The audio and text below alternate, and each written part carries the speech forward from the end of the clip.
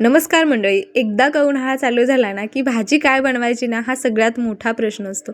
हव्या तशा भाज्या मिळत नाही किंवा कडधान्य देखील सारखं सारखं खाण्याची इच्छा होत नाही. अशा वेळेस टेस्टी आणि बनवायला खूप सोपी जर रेसिपी तुम्ही शोधत असाल ना तर ही रेसिपी अतिशय परफेक्ट आहे. चपातीसोबत खा, ज्वारीच्या भाकरीसोबत खा किंवा अशी भातासोबत खूपच टेस्टी लागते. तर आज आपण बनवतोय मस्त असे कढी पकोडे. खूप टेस्टी कॉम्बिनेशन आहे, त्यामुळे एकदा तरी घरीच जरूर ट्राय करा. आता इथं मी घेतलेलं आहे घरी बनवलेलं ताजं दही. तुम्ही कढी ताकाची सुद्धा बनवू शकता, खूप टेस्टी होते. आपल्या महाराष्ट्रीयन पद्धतीने कढी कशी बनवायची ना त्याची देखील रेसिपी मी गेल्या आठवड्यातच अपलोड केलेली आहे. तुम्ही नसेल पाहिली तर एकदा जरूर बघून घ्या. बरं, आता या दह्याची देखील तुम्हाला रेसिपी हवी असेल ना तर जरूर मला कॉमेंट करून सांगा. तर इथं दही लावण्याची ना माझी पद्धत थोडीशी वेगळी आहे. यामुळे काय होतं ना, दह्याला अजिबात पाणी सुटत नाही. अगदी आपलं श्रीखंड कसं असतं तसं घटमुट हे दही राहतं आणि चवसुद्धा खूप छान येते. खूप जास्त असं आंबट किंवा स्मेल वगैरे मारत नाही. खूप मस्त दही तयार होतं. त्यामुळे जरूर कमेंट करून सांगा.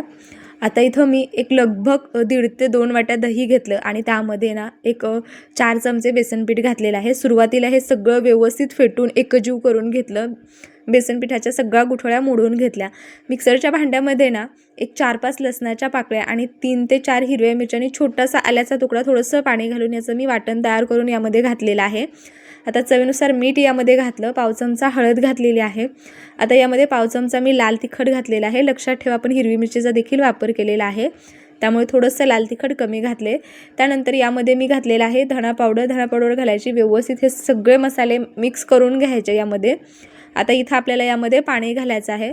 तर तुम्हाला कढी ज्या अंदाजात आवडते, म्हणजे किती पातळ किती दाटसर आवडते ना त्या अंदाजाने तुम्हाला इथे पाणी घालायचं आहे. तर इथं मी 2 ग्लास पाणी घातलं होतं का तर कढी जशी जशी शिजते ना तशी तशी ती दाटसर होते.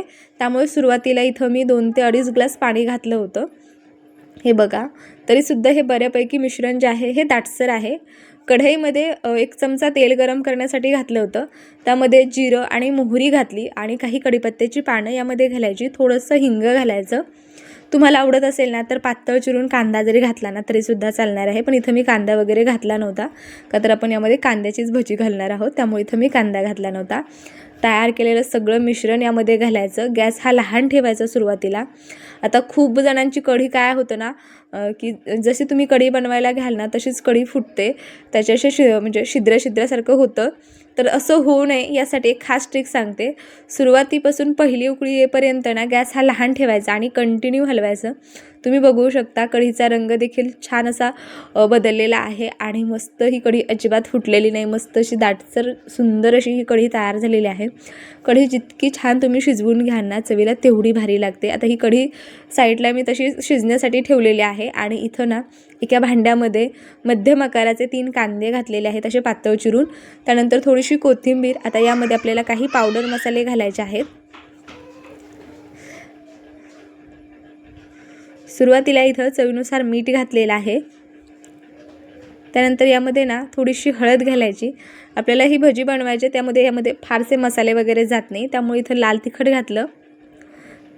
आता इथं तुम्ही थोडासा ओवा आणि जिरं जरी घातलं ना तरी देखील चालणार आहे, पण मी इथं नव्हतं घातलं. त्यानंतर इथं 1.5 ते 2 वाट्या बेसन पीठ घातलेलं आहे. वाटी छोटी आहे.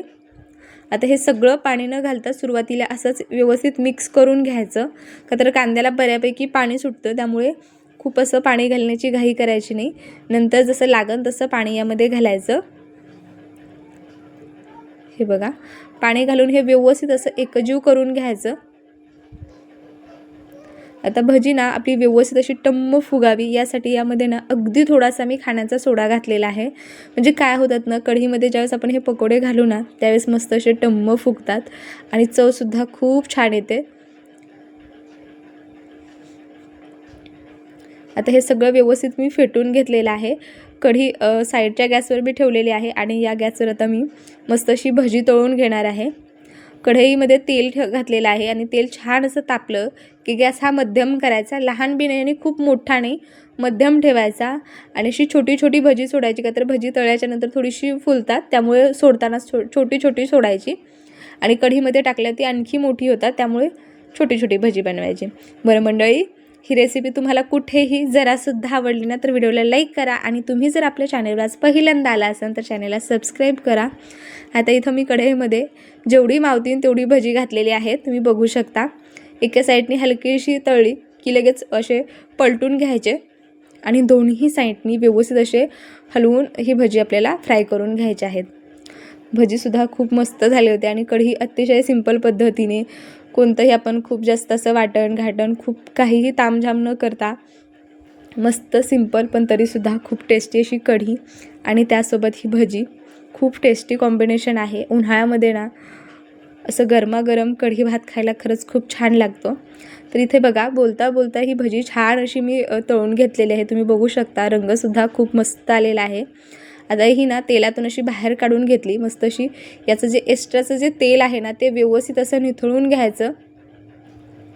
हे बघा याच पद्धतीने उरलेली देखील भजी मी तळून घेतली होती. इथं भजी बनवता बनवताच अर्धी भजी खाण्यावरच गेली. आता इथं गॅस चालू आहे. आता यामध्येच आपल्याला ही कढीमध्ये ना ही फ्राय केलेली भजी आहेत ना हलकीशी गरम असतानाच घालायची, म्हणजे काय होतं ना छान असे हे सॉफ्ट होतात, खूप असे निबर राहत नाही. आता इथं मी सगळी भजी यामध्ये घातलेली आहेत. तर या कडल्यामध्ये थोडंसं तेल गरम केलं, त्यामध्ये 2 मिरच्या घातलेल्या आहेत आणि अगदी पाव चमचा लाल तिखट घातलेला आहे आणि याची सुरसुरीत फोडणी या कढीला द्यायची. सुरुवातीलाच आपण कढीपत्ता वगैरे घातला होता, त्यामुळे इथं मी कढीपत्ता घातलेला नाही. तो खूप जास्त स्ट्रॉंग कढीपत्त्याचा फ्लेवर आपल्या कढीला येईल, त्यामुळे इथं मी फक्त लाल मिरचीचा इथं तडका दिलेला आहे, तुम्ही बघू शकता. त्यानंतर यावर भरपूर सारी कोथिंबीर घालायची आणि थोडीशी कस्तुरी मेथी घालायची. बघा काय मस्त अशी आपली ही कढी तयार होते. रंग तुम्ही बघू शकता, मस्त खूप पातळ नाही आहे किंवा खूपच अशी घट्ट नाही आहे, खूप मस्त अशी ही कढी तयार झालेली आहे. गरमागरम भातासोबत ही कढी खूप मस्त लागते, त्यामुळे एकदा जरूर बनवा. तुम्हाला कशी वाटली ते मला कमेंट करून जरूर सांगा. तर इथं छानसं मी ताट देखील वाढून घेतलेलं आहे. आमच्या घरामध्ये कढी भात असल्यावर दुसरं काहीही नको असतं, सोबतच थोडीशी भजी आणि हे कढी मस्त लागतं. त्यामुळे जरूर एकदा बनवा, खा आणि कसे वाटले ते मला कमेंट करून जरूर सांगा. मी भेटते पुन्हा अशाच एखाद्या टेस्टी रेसिपीमध्ये. तोपर्यंत बाय बाय.